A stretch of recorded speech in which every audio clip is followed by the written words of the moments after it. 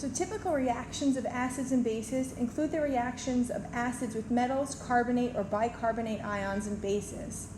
What we're going to do here in this video is we're going to explore those reactions and learn how to write balanced equations for these reactions and how to calculate the molarity or volume of an acid from titration information.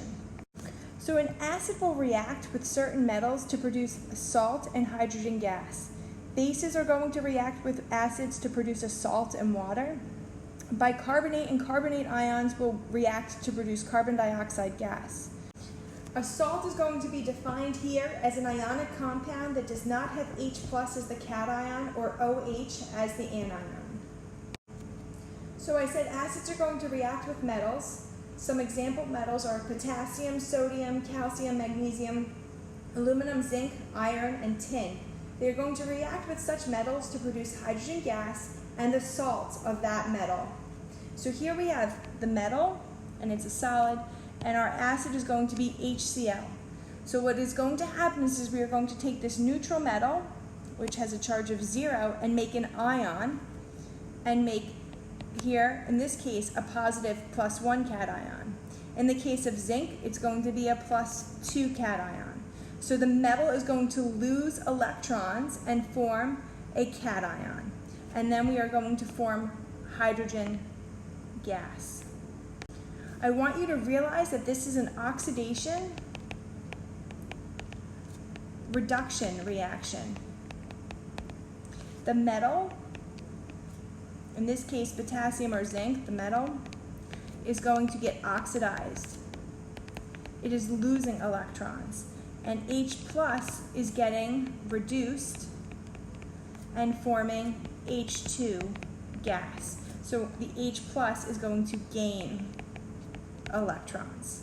All right, so let's do a learning check. Let's write balanced equations and label the metal, acid, and salt for the following two reactions. A is magnesium metal with HCl, and B is aluminum metal with HNO3. So I've written my reactants, magnesium solid plus HCl, and I'll write aqueous here. Now, our products are going to be a salt, so that's magnesium chloride plus hydrogen gas. Now, I know it's going to be magnesium chloride because I have my group 2 metal, my group 2A, and I know it's always going to form a +2 cation. So let's check to see if we're balanced. On the left side of my equation, I have 1 magnesium. On the right side, I have 1 magnesium. On the left side, I have 1 chlorine, but on the right side, I have 2 chlorine. So I'm going to put a 2 in front of the HCl. And now my chlorines are balanced. Now I'm going to check my hydrogens. On the left, I have 2 hydrogens. On the right, I have 2 hydrogens. So I have a balanced equation. Balance these equations the way we balanced equations in the previous chapter. What you need to do is balance all other atoms prior to hydrogen and oxygen, and then balance the hydrogen and oxygen once you've balanced everything else. All right, so I've written my balanced equation. I've identified the metal, the acid, and the salt for reaction A. Now let's look at reaction B. Okay, so I have aluminum and I have nitric acid. I'm going to produce a salt. Here the salt is going to be AlNO3 3 plus H2 gas. Now I know it's going to be AlNO3 3 because Al always forms a +3 cation. NO3 minus is a polyatomic that always has a -1 charge. So I need 3 of them. So let's try and balance this equation. I have 1 aluminum on the left and 1 aluminum on the right. However, my NO3s, again, we're going to balance the whole polyatomic, are not balanced. I have 3 of them on the right and only 1 on the left. So what I'm going to do is I'm going to put a 3 in front of that hydrogen. So let's see, now my nitrogens are balanced and my oxygens are balanced, but my hydrogens are not balanced. I have 3 hydrogens on the left and only 2 on the right. So I'm going to need to fix this. So instead, let's put a 3 here in front of this hydrogen. Now I have 6 hydrogens on the right and still only 3 on the left. So what I'm going to do is I'm going to change this to a 6. And I'm going to put a 2 in front of the aluminum and a 2 in front of the aluminum here. So that my net balanced equation, I'm going to rewrite it, is going to look like this.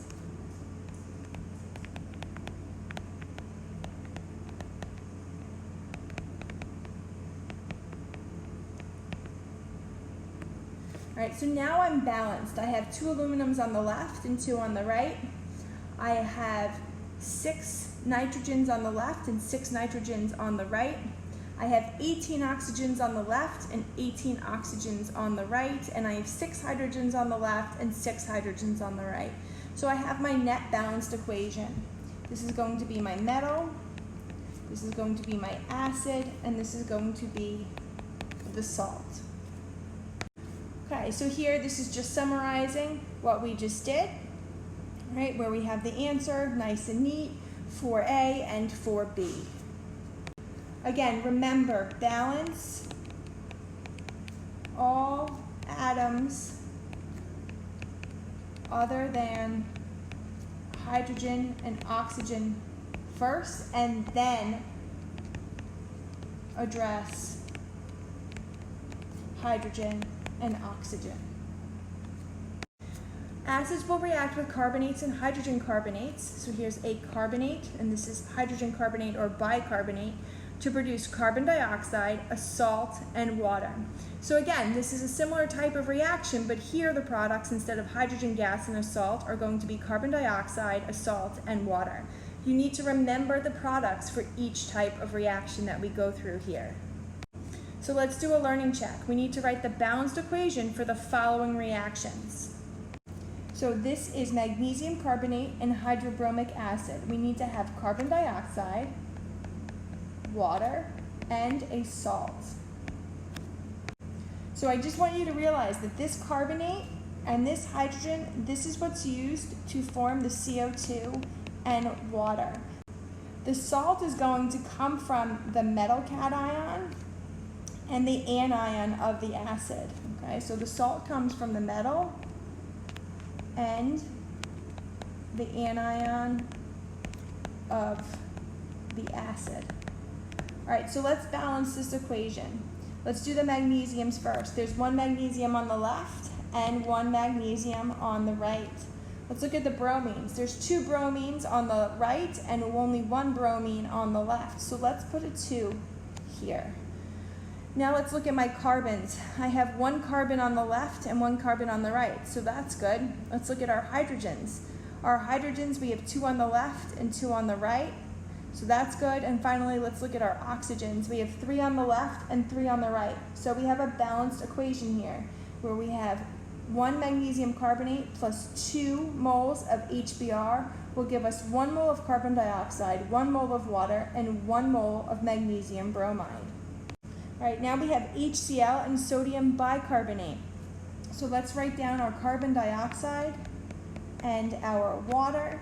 Now remember, the salt is going to come from the metal cation and the anion of the acid, so the salt will be NaCl.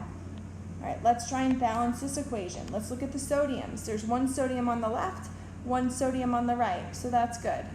There's 1 chlorine on the left and 1 chlorine on the right. Carbon, 1 carbon on the left, 1 carbon on the right. Hydrogens, there's 2 hydrogens on the left and 2 hydrogens on the right. And our oxygens, there are 3 oxygens on the left and there are 3 oxygens total on the right. So we have a balanced chemical equation where it's 1 mole, giving 1 mole of each product. Right, so you can see the answer summarized here on this slide. All right, so what's nice about this is allowing us to go through and practice that skill of balancing chemical equations that we learned in a previous chapter. When an acid reacts with a hydroxide, we have a neutralization reaction. The products of a neutralization reaction will be a salt and water. The salt is going to be formed from the anion of the acid and the cation of the base. In a neutralization reaction, 1 hydrogen always reacts with 1 hydroxide. If we write the strong acid and strong base as ions, we see that H plus reacts with OH minus to form water, leaving the ions Na plus and Cl minus. I just want to discuss this concept of a strong acid and a strong base. Strong acids completely dissociate into ions in aqueous solution. So that when you take a strong acid and you dissolve it in water, it's going to completely dissociate, as you can see here, where you have H plus and Cl minus. In the next video, we're going to look at buffers, which are weak acids that do not completely dissociate. A strong base also completely dissociates into its ions, so that you can see here it's Na plus and OH minus. We'll discuss this concept of weak acids and weak bases in a greater extent in the next video. So let's look at this concept called the net ionic equation. If you look here, everything is dissociated into its ions. NaCl will remain dissociated as a product when it's dissolved in water. So the overall reaction occurs between H plus and OH minus combining to form water, and that is your neutralization reaction. So let's write the balanced equation for the neutralization of solid magnesium hydroxide and nitric acid. So our reactants are magnesium hydroxide and nitric acid. So we have a strong base and a strong acid. Right? For our purposes now, you're going to know that anything with a hydroxide is going to be a strong base. So the strong acids are a little bit harder to explain as to what makes a strong acid. It comes from the stability of the A minus or the anion that forms. For right now, we're just going to memorize a list of strong acids. So HX, this is where X is a halogen. So in that group 7A. Okay, all halogenated acids are strong acids except for HF. HF is more of a molecular acid, and it's a weaker acid. Okay, so memorize HI, HBr, and HCl are strong acids.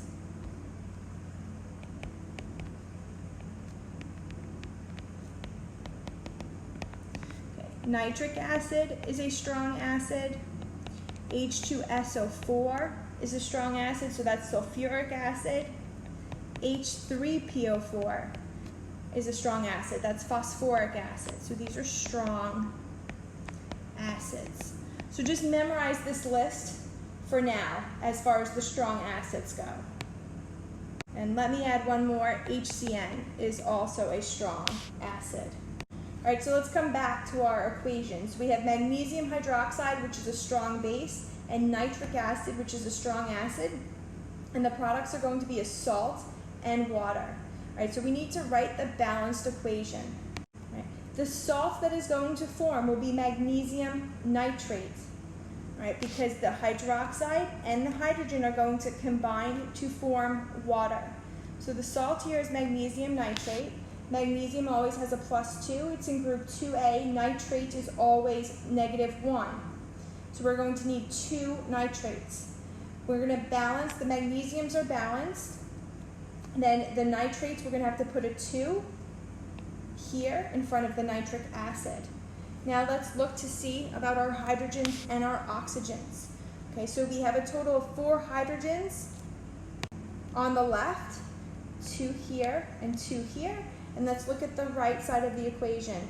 All right, so the 2 was inserted to balance the number of hydrogens. Now let's look at our oxygens. We have a total of 8 oxygens on the left side of the equation. 2 from the hydroxide, and then we get 6 from the nitrate. Now let's look at the right side of the equation. We also have 8 oxygens, so our oxygens are balanced. There's 6 here and 2 here. So our net balanced equation is 1 mole of magnesium hydroxide with 2 moles of nitric acid gives 1 mole of magnesium nitrate plus 2 moles of water. So let's do a learning check. Let's select the correct group of coefficients for each of the following neutralization equations. Right, so we have HCl and aluminum hydroxide. HCl is a strong acid. Any hydroxides are strong bases. The salt is going to be aluminum chloride. Aluminum always has a +3, chlorine always has a -1, and water is our other product. Let's balance the aluminums first. There's one on the left and one on the right. Now let's look at our chlorines. There is 1 chlorine on the left and 3 chlorines on the right, so let's put a 3 in front of the HCl. Now let's look at our hydrogens. We have 3 hydrogens plus 3 hydrogens, so 6 hydrogens here on the left. So let's put a 3 in front of water. Now let's look at the oxygens.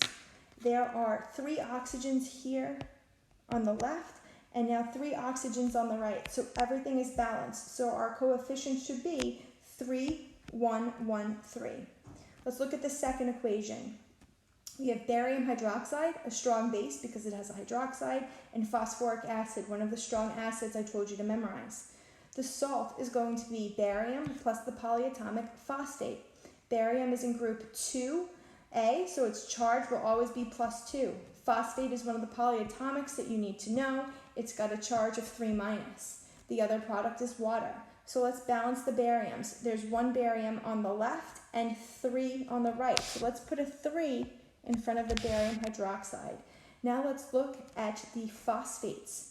There are 2 phosphates on the left and only 1 phosphate on the right. So let's put a 2 in front of the phosphoric acid.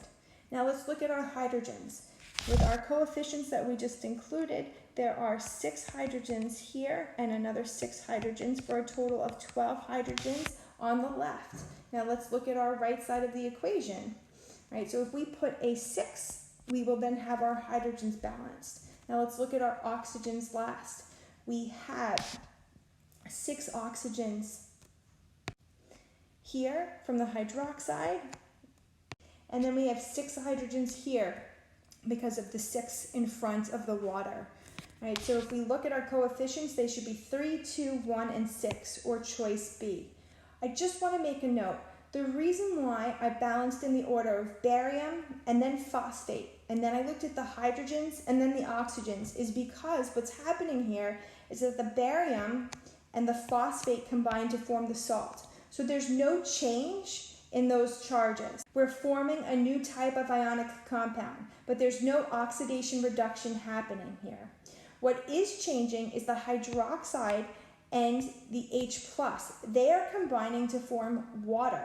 So that is why I am balancing them after I do the barium and the phosphate. And I'm keeping the phosphate as an intact polyatomic. So these next couple of slides are just going to go through what I went through. So you write the reactants and products. Okay. And then here what they're doing is they're balancing the H+ and the OH before writing the salt. I really do feel it's much easier to write the salt out and then balance the equation, but if this method is easier for you, then I'd like you to use whichever method makes the most sense. So you can see here that the coefficients were written for the acid and the base and then water, and then the salt was just written in. Okay, so again, do what makes sense to you. Either follow my method, where you're going to balance all other atoms other than hydrogen and oxygen, and you're going to keep intact the polyatomics and balance them as one, or you can balance the acid and the base, then balance the water, and then write in the salt. And now we're going to discuss titrations. Titration is a laboratory procedure used to determine the molarity of an acid. You use a base such as sodium hydroxide to neutralize a measured volume of acid. It requires a few drops of indicator, such as phenolphthalein, to identify the endpoint. So what you do is you have what's known as a burette that has a known volume and a known concentration of base. And then you have a known volume of acid. And you slowly add base and you look for a change in the color. And once you get that change in the color, you read the volume of base and we're able to calculate the concentration of acid. So if we were in session, we would do this type of experiment in the laboratory. So the indicator, it changes color at a particular pH. It's used to identify the endpoint of the titration. It's used to identify when the moles of base added equal the moles of acid present and we have a neutral solution. So at the endpoint, the moles of base are equal to the moles of acid in this solution. The concentration of the base is known. The volume of the base used to reach the endpoint is measured on the burette. The molarity of the acid is then calculated using the neutralization equation for the reaction. So let's apply this. We have an acid-base titration where we need to look at the molarity of HCl. We have 0.0100 liters or 10 mils of HCl. This solution required 18.5 mils of a 0.25 molar sodium hydroxide solution. So first you need to start with your balanced equation. The strong acid is HCl, the strong base is sodium hydroxide. The salt we are going to form is NaCl, and the product is water. If we look, the equation is balanced as written. Okay. Now that we look at this, we know that we have a 1-to-1 reaction. There's 1 mole of HCl per 1 mole of sodium hydroxide. So I'm going to do the problem one way, and then it's going to step you through the problem in another way through the subsequent slides. All right, so what we can do is we can use that concept of C1V1 equals C2V2. The reason is we can view this not so much as a dilution, but what's happening here is because we have this 1-to-1 ratio, we can set up this type of equation. So we can say that C1 is unknown because we're trying to determine the concentration of acid. The volume of acid, I'm going to put it into mils. It's 10.0 mils. All right. It's equal to 0.225 molar, because we know the concentration of base times 18.5 mils. We just have to have the volume in the same unit, so I could have converted the volume of base to liters as well. When we solve for C1, we'll see that we get 0.416 molar, and we need to have 3 significant figures because there's 3 significant figures in all of the givens. Right? So when you have this 1-to-1 reaction, you can set up this C1V1 equals C2V2 in a neutralization reaction. Another way we can do this is we can write a plan and we can do out our dimensional analysis or our crossing out of units so that we have the mils of NaOH solution, and again we can convert it to liters. We can then use the molarity to determine the moles of NaOH.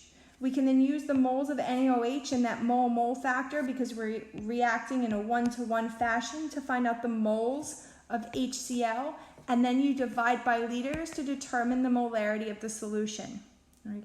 The method that I showed you on the previous slide works because we're reacting in this 1-to-1 fashion. This way will work no matter what the problem is. So you can choose which method you'd like to use. All right, so here are our conversion factors. We know 1 liter equals 1,000 mils, right? And then we know our molarity conversion factor, that it's 0.225 moles of NaOH per 1 liter of solution. And we also know that it's 1 mole of NaOH reacting with 1 mole of HCl from our balanced equation.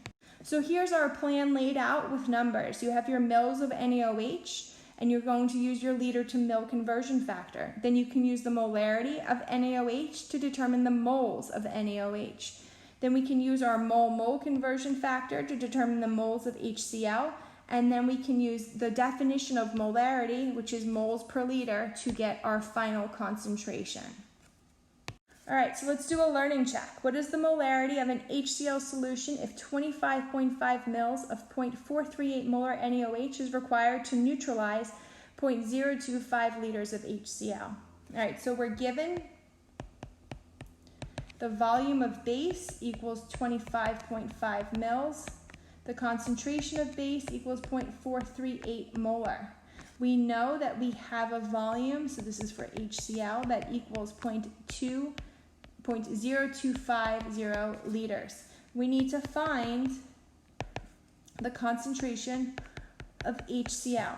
So I'm going to do it my way first with the C1V1 equals C2V2. So I need to find the concentration of acid. So I'm going to keep the C1 as an unknown, I'm going to put in my volume of 0.025 liters. And then my C2 is 0.438 molar. And then I'm going to just convert my 25.5 mils to liters, and that's 0.0255 liters. And then I solve for C1, and I get a molarity of 0.447 molar. And again, I need to have 3 significant figures. Now let's look at the method where we write out and determine the number of moles and then divide by the volume of HCl. So we have our balanced equation and we have what's given. Here's the plan. You're going to convert mils of NaOH to liters of NaOH. You're going to use the molarity to determine the moles of NaOH.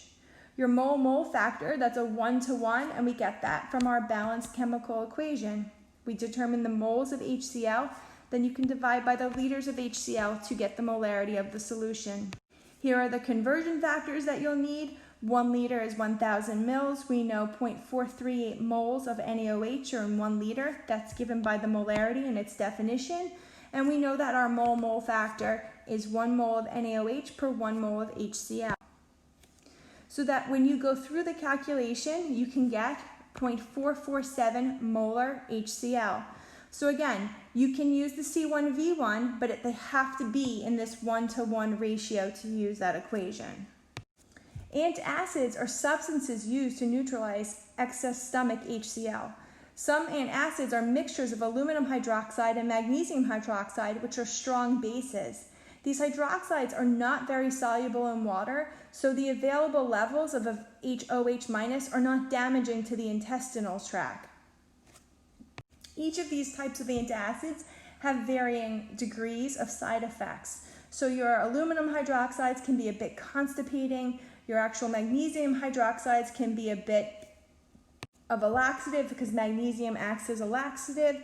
So when you use these different antacids in different combinations, you can mitigate the side effects.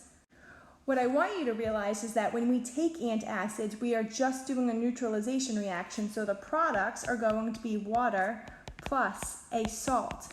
The idea is that you're trying to neutralize stomach HCl.